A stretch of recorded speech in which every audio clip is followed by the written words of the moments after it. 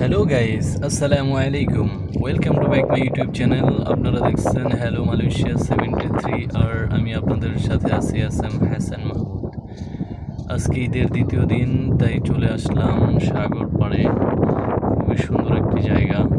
আমরা যে সময় আসছি জায়গাটা খুবই সুন্দর লাগছে দেখতে। আর এই সময় সাগরে ভাটা চলতেছে, যার কারণে সব বালু আর বালু। পুরো জায়গাটা খুবই সুন্দর।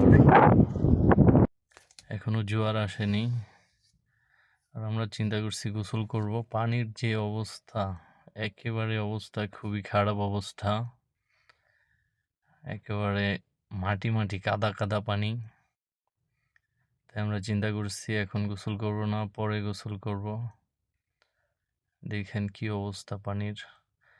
আর যে সময় জোয়ার আসে একেবারে উপরে চলে যায় পানি।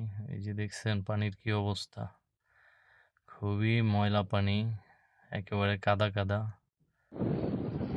আর জোয়ারের সময় একেবারে এই পর্যন্ত পানি চলে আসে, একেবারে উপরে। পুরো জোয়ারের সময় দেখতে খুবই সুন্দর।